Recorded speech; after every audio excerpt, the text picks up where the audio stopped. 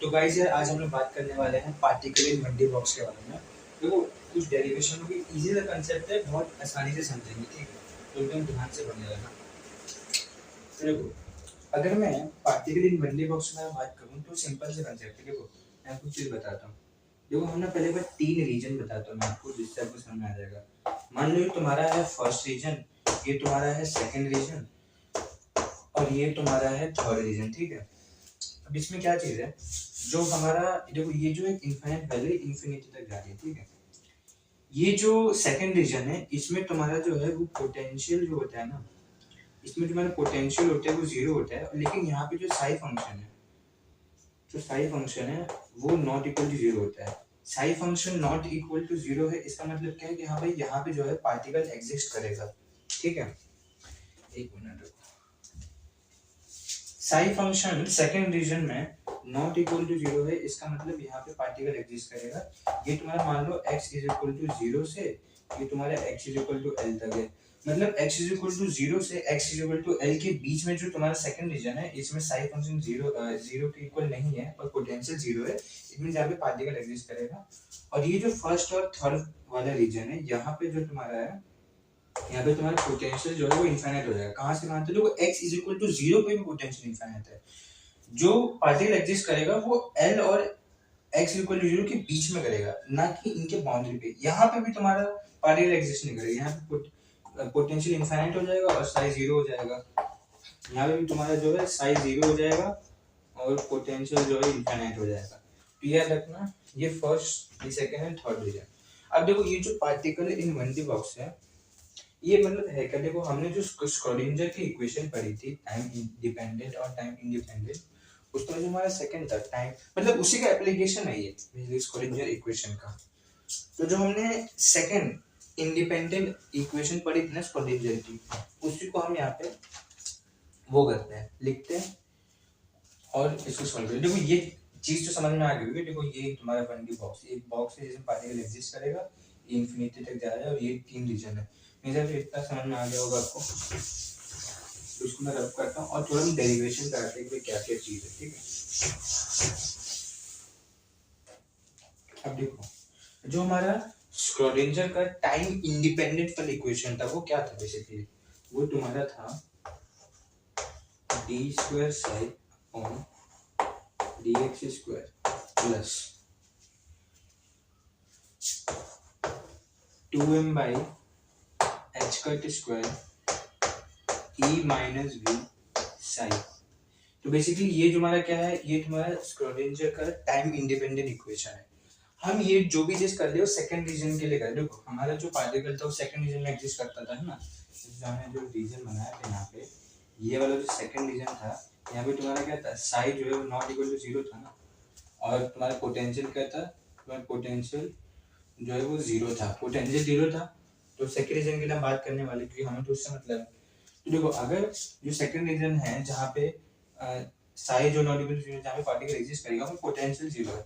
अगर मैं यहाँ पे पोटेंशियल को जीरो पुट करूँ तो बेसिकली हमारा इक्वेशन क्या बनेगा, D square psi upon D x square plus 2m by H cut square E और यहाँ पे साई हो गया। तो ये बेसिकली तुम्हारा क्या बन गया, एक सिंपल इक्वेशन बन गया, ठीक है? अब जो आपने देखा होगा कि यहाँ पे जो लोग होते हैं वो इसको जो है, ये जो चीज है 2m by H cut square E, इसको k स्क्वायर मान लेते हैं। इसको क्या मान लेते हैं, k स्क्वायर, ठीक है? k स्क्वायर मान लिया, लेकिन कभी आपने सोचा भाई k स्क्वायर क्यों मान लेते? क्या k स्क्वायर इसके बराबर होता है? यस, इसके बराबर होता है। देखो जो हमारी k की वैल्यू जो होती है ना, मैं आपको बता देता हूँ। जो k की वैल्यू होती है वो तुम्हारी होती है 2 पाई बाय लैम्डा, है ना? 2 पाई बाय लैम्डा होती है। और जो एनर्जी होती है आपको पता होगा, एनर्जी, काइनेटिक एनर्जी तुम्हें पता होगा, ये होती है तुम्हारी p square by 2m, p square by 2m, है ना? p square by 2m। k की वैल्यू है 2 पाई बाय लैम्डा और जो अपनी काइनेटिक एनर्जी होती है वो तुम्हारी होती है p स्क्वायर बाय 2m। जब इसको आप मैनिपुलेट करोगे तो आपको k स्क्वायर की value 2m by e h cut square मिल जाएगी। हाँ, एक और चीज याद रखना, h कट की जो वैल्यू होती है वो तुम्हारी होती है h बाय 2 पाई, शायद इसकी जरूरत पड़ सकती है ना? h कट की जो वैल्यू होती है वो तुम्हारी h बाय 2 पाई होती है। इन दोनों के हेल्प से आप ये निकाल सकते हो, है ना, k स्क्वायर की वैल्यू। तो तुम्हें k स्क्वायर की वैल्यू कितनी मिल जाएगी, 2mv/h²। तो बस हम यहाँ पे इसी जगह क्या करेंगे, के स्क्वायर की वैल्यू पुट कर देंगे। तुम्हारा जो है इक्वेशन क्या बन जाएगा, d² psi upon dx² plus k² Sai. तो ये आपको समझ में आ गया होगा, हमने इसको k² पुट किया और तुम्हें फिर इक्वेशन ये बन जाएगा सिंपल सा, ठीक है। अब इसको आपको याद रखना है।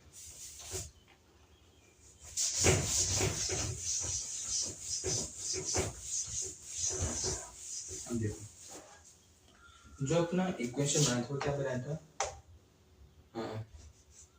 d² psi upon dx² plus k² Sai बनाता है कि नहीं, k² साई। और आई थिंक ये इक्वल टू 0 था। यस, ये इक्वल टू 0, अगर मैं वहाँ पे डाला नहीं होगा तो याद रखना ना, ये इक्वल टू 0 है, ठीक है।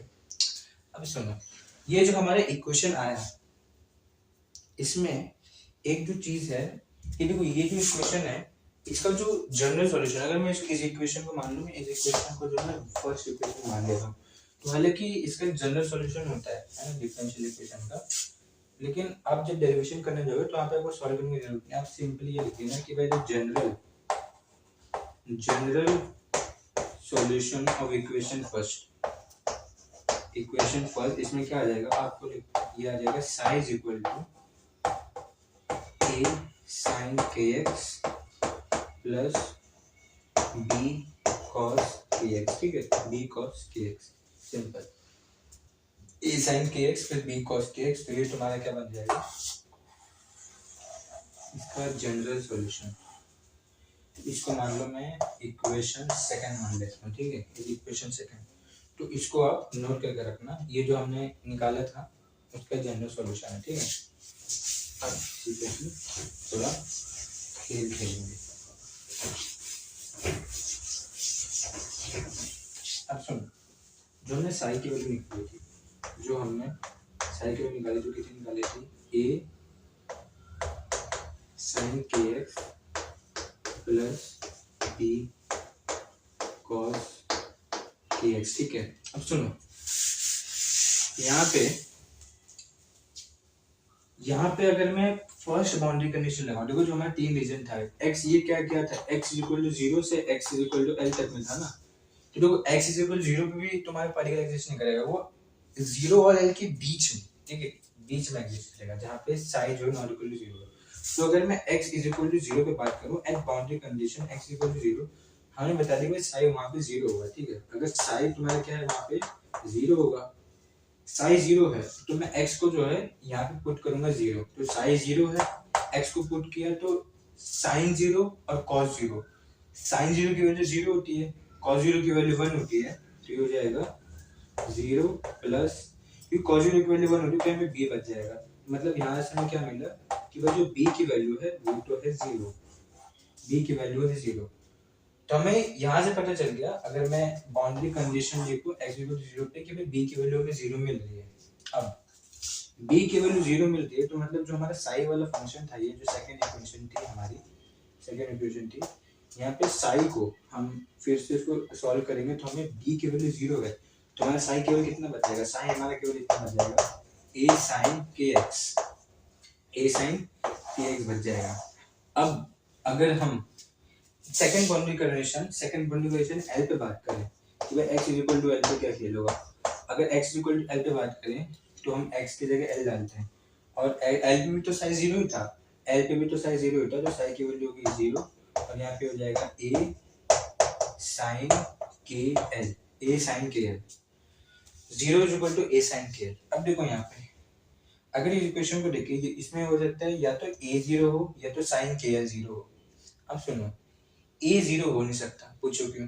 देखो अगर मैं ये इक्वेशन की बात करूं psi equal to a sin kx, तो यहाँ पे अगर a 0 हो गया तो मतलब साई की वैल्यू 0 होगी हमेशा के लिए, पर हमें पता है कि बस साई हर जगह 0 नहीं है, क्यों, क्योंकि x इक्वल टू 0 और x इक्वल टू l के बीच में साई तुम्हारा 0 नहीं है, इट मींस a 0 नहीं हो सकता। देखो अगर मैं यहाँ पे x की वैल्यू 0l पुट करूं तो साई तुम्हारा 0 आएगा 100% है, साई तुम्हारा मतलब सॉरी x इक्वल टू 0 और x इक्वल टू l पे साई तुम्हारा 0 है, लेकिन x 0 और l के बीच वाली जो मैं x की वैल्यू पुट करता हूं तो वहां पे साई 0 नहीं है तुम्हारा, इट मीन्स कि तुम्हारा ए जीरो नहीं हो चुकी, अगर ए जीरो हो गया तो ये तो पूरा टर्म ही जीरो हो जाएगा और साई जीरो है नहीं। तो इसका मतलब क्या होता है कि तुम्हारा साइन के एल, जो साइन के एल है वो जीरो है। यहाँ पे तुम देख सकते हो कि भाई ए जीरो नहीं हो सकता बिकॉज बीच वाले रीजन में साई एग्जिस्ट करता है। मतलब अगर ए जीरो हो गया तो साई हर जगह मतलब एवरी टाइम के लिए जीरो हो जाएगा। तो अगर साइन के एल जीरो तो भाई साइन कब जीरो होता है? साइन जीरो होता है एन पाई की वैल्यू पे, है ना? कब? एन पाई, तुम्हारा एन पाई मतलब देखो पाई क्या है, कोई भी हो 1 पाई 2 पाई 3 पाई 4 पाई कोई भी एंगल हो, हेलो एन पाई में, तो वहां पे तुम्हारा जीरो होता है। मतलब तुम कह सकते हो sine K L is equal to sine N pi. तो फिर यहाँ से तुम देखोगे, यहाँ से देखोगे तो K L is equal to N pi आ जाएगा, K L is equal to N pi. यहाँ पे के की वैल्यू कितनी आ जाएगी? N pi L. के की वैल्यू कितनी आ जाएगी? N pi L. तो हमें क्या क्या इस चीज से मिल गया, हमें एक साई मिल गया। ये देखो हमें अभी साई को भी सॉल्व करना है। ये तुम्हारा साई क्या है? बेसिकली ये तुम्हारा एक इगन फंक्शन, आइगन फंक्शन है ना। तो हमें अभी ए की वैल्यू में पता नहीं चल रही, लेकिन हमने के की वैल्यू निकाल ली है, ठीक है। तो अगर मैं इसको रफ करता हूँ, हमें के की वैल्यू पता चल गई एन पाई एल, ठीक है।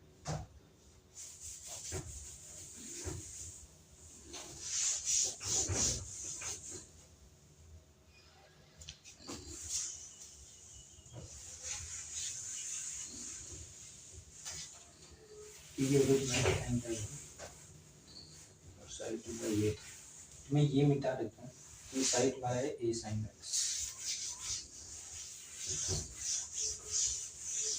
देखो अभी जो जो चीज़ हमें नोट करके रखनी है वो क्या नोट करनी है। ये जो साइड है वो तुम्हारा इस समय ए साइन एक्स है, क्योंकि बी तो जीरो हो गया था। तो हमें एक चीज़ और पता चली थी कि जो के की वैल्यू है वो तुम्हारी है n pi divided by l, ठीक है। अब देखो अभी होते स्टार्टिंग में हमने जब हम सॉल्व कर रहे थे इक्वेशन को, तो जो अपनी सेकेंड स्क्रोडिंजर वाली इक्वेशन थी, वहां पे हमने जो है के स्क्वायर को क्या माना था? 2me और नीचे क्या था तुम्हारा एच कट स्क्वायर, है ना। 2me upon h cut square, हमने के स्क्वायर को ये माना था। हमने के की वैल्यू तो निकाल ली है एन पाई एल, तो यहाँ पे हम के की वैल्यू को पुट करते हैं। अगर मैं के की वैल्यू को पुट करूँ, मान लो उससे मैं जब सॉल्व करूँगा तो इसको इक्वेशन कुछ दे देना फर्स्ट सेकंड थर्ड फोर्थ, जिससे मार्क ऐड कर लो। तो मान लो के स्क्वायर वैल्यू ये है, तो के की वैल्यू को मैं पुट करूंगा तो यहाँ पे हो जाएगा n square pi square upon l square is equal to 2me upon h cut square. H cut square की वैल्यू डालो, एच कट तुम्हें पता होगा, h cut is equal to कितना होता है? H upon 2 pi, h upon 2 pi. तो h cut की वैल्यू डालोगे तो हो जाएगा h square upon 4 pi square. रुको पहले एच कट को यहाँ लो, तो ये हो जाएगा तुम्हारा एन स्क्वायर पाई स्क्वायर हो जाएगा h square upon l square और 4 पाई स्क्वायर। तो पाई स्क्वायर से पाई स्क्वायर गया, देखो यहाँ पे तो में बचा ही तुम्हारा है ना, तो पाई स्क्वायर से पाई स्क्वायर गया और कुछ कट नहीं रहा, 2 इधर आएगा तो 8 हो जाएगा। यानी तुम्हारी ई यानी एनर्जी की वैल्यू कितनी आ रही है? तुम्हारी एनर्जी की वैल्यू आ रही है n square h square upon 8 m l square. तो जो तुम्हारी एनर्जी, ये तुम्हारा क्या है? इगन वैल्यू होगा, मतलब इसमें कोई भी एन रख सकते हो। यहाँ पे एन क्या बेसिकली स्टेट है, ground state, first energy level state, second energy level state, है ना। अभी ई की वैल्यू क्या आएगी? N square h square upon 8m l square. इसको भी हम नोट कर लेते हैं कि जो हमारी en की वैल्यू आई है, en की वैल्यू तुम्हारी कितनी आई है? N square h square upon 8m square, ठीक है।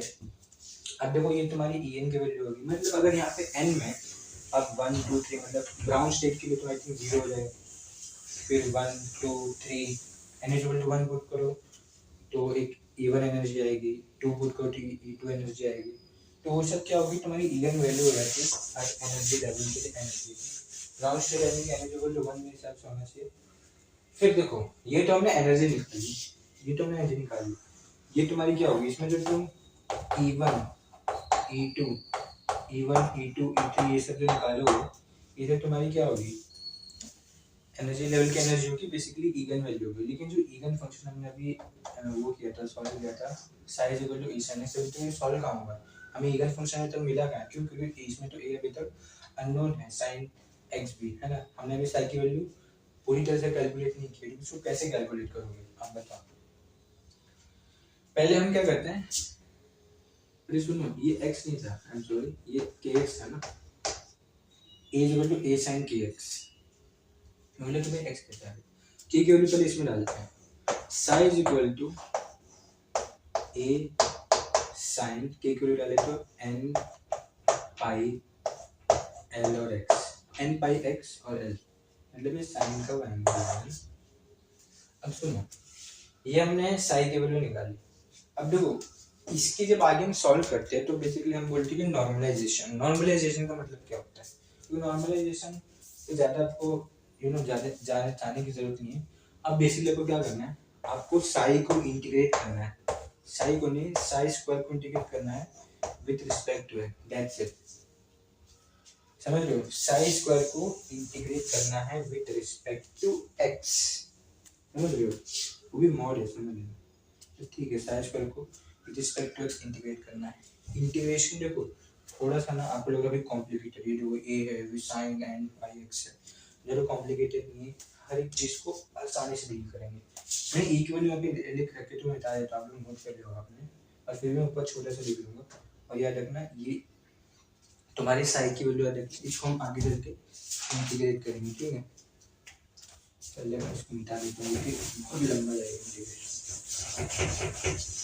करना, मुझे ज़्यादा नहीं, इजी बस लेंगे बढ़ सकता है, ठीक है।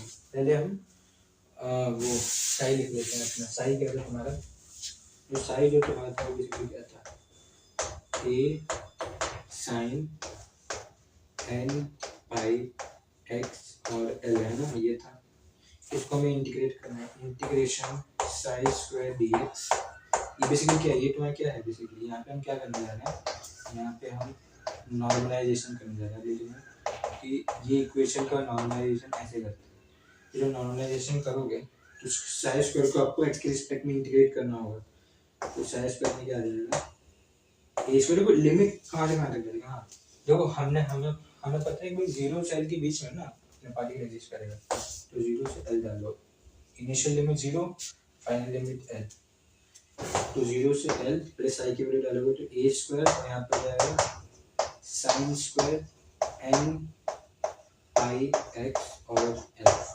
डी एक्स, है ना। अब देखो यहाँ पे देखोगे तो साइन स्क्वायर थीटा बन रहा है, तो साइन स्क्वायर थीटा की वैल्यू पता है, आप बोलोगे sir sine square is equal to 1 minus cos square theta, सही होगी, बट यहाँ पे हमें एक दूसरी चीज लगानी, क्या, देखो जो साइन स्क्वायर थीटा होता है बेसिकली होता है तुम्हारा क्या, 1 minus cos 2 theta divided by 2, ये होता है sine square is equal to 1 minus cos 2 theta divided by 2।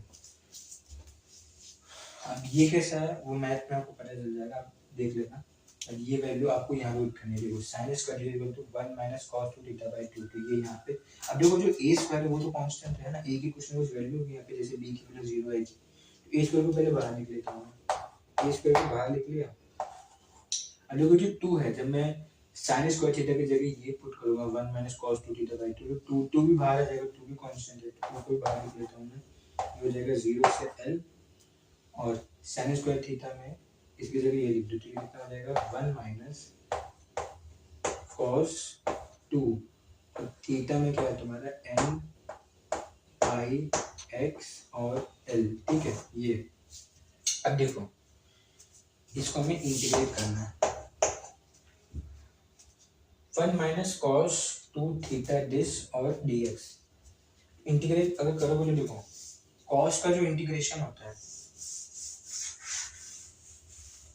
cos का जो इंटीग्रेशन होता है वो तो तुम्हारा sin x होता है, देखो 1 का इंटीग्रेशन तो x आ जाएगा, है ना, 1 का इंटीग्रेशन x आ जाएगा, और जो cos का इंटीग्रेशन होता है वो तो तुम्हारा sin x होता है कि नहीं। फिर क्या करेंगे सॉल्यूशन में, यहाँ पे जो रहेगा तुम्हारा ए स्क्वायर बाई 2 0 से एल, मतलब 0 से एल इंटीग्रेट हम कर दिए ना, यहाँ पे आप ऐसे करो, इंटीग्रेशन में क्या आ जाएगा 1 की जगह x और इसका आ जाएगा साइन एक्स, कॉस एक्स का इंटीग्रेशन साइन एक्स एन पाई एक्स और एल, एंड जिसको हमने x माना है उसको डिवाइड करना है, मतलब 2n पाई l को, मतलब उसके कोफिशिएंट को, और ये तुम्हारा क्या होगा, ये तुम्हारा होगा 0 से l, ठीक है 0 से l। अब ऊपर वाले मिटा देता हूँ,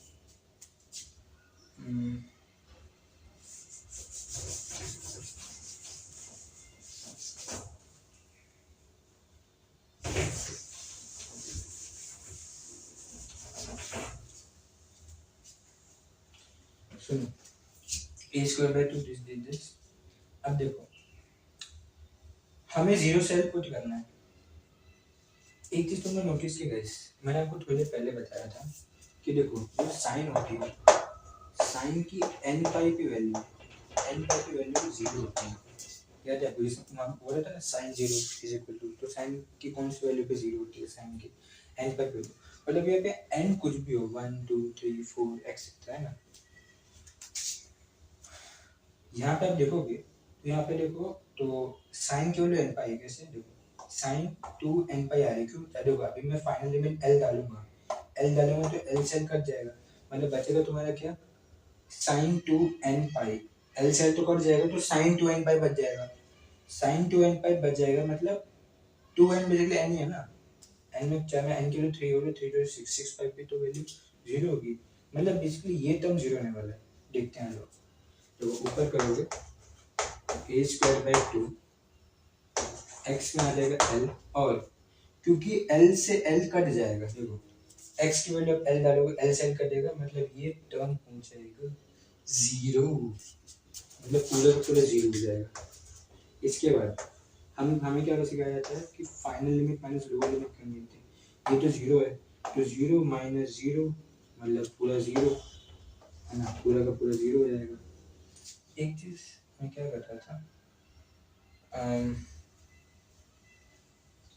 हाँ एक चीज, ये इसके वैल्यू 1 हो गई, ठीक है यहाँ पे 1 हो गई, ये ऐसे याद रखना, जब तुम नॉर्मलाइजेशन करने जाओगे तो इसको इक्वल टू आपको 1 रखना।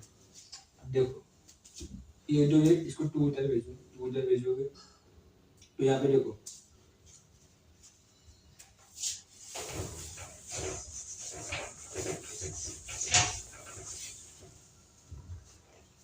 2 है तो 2 जब इधर जाएगा तो ये जाएगा 2, ये जाएगा ए स्क्वायर एल, ए की वैल्यू कितनी हो जाएगी अंडर रूट 2 बाई एल, तो तुम्हारा जो साई आ जाएगा वो साई बेसिकली क्या था ए साइन के एक्स, है ना, ए साइन के एक्स, तो मतलब रूट 2 बाई एल साइन के एक्स, मतलब साइन के एक्स जो क्या था एन पाई एक्स एल, तो ये तुम्हारी साई की आ गया, देख रहे हो साई आ गया अच्छी तरह से, ये तुम्हारा इगन फंक्शन जो है, ये रखना जो मैंने नॉर्मलाइजेशन करा था उसको इक्वल टू 1 0 डालो, तो तुम्हारा साई भी आ गया, हमने वो भी फाइंड कर लिया। अगर कुछ ग्राफ्स वगैरह की बात करें ना, देखो अगर मैं ग्राफ्स वगैरह की बात करूँ तो कुछ ऐसे ग्राफ्स होते हैं, अगर मैं यहाँ पे n, ये मान लो n इज इक्वल टू 1 वाली लाइन है, जैसे जैसे तुम ऊपर जाओगे n की वैल्यू तो गैप बढ़ते जाएगा, मान लो अगर ये n इज इक्वल टू 1 है तो n इज इक्वल टू अगर यहाँ पे है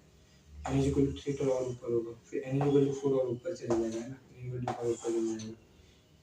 इसमें जो ग्राफ्स होते हैं वो कैसे होते हैं, तो कुछ ग्राफ ऐसे होते हैं, ये ग्राफ हो गए कैसे, फिर दूसरे जाएगा ये शायद थोड़ा सा ऐसे करके है, तीसरा जो है वो ऐसे जाएगा, चौथा बहुत सारा ऐसे वाला होगा, है ना, तो ये कुछ ऐसे ग्राफ्स होते हैं। बाकी पार्टिकुलर निम्न में आपने जितना भी था कंसेप्ट मैंने सारा बता दिया है, दैट्स इट।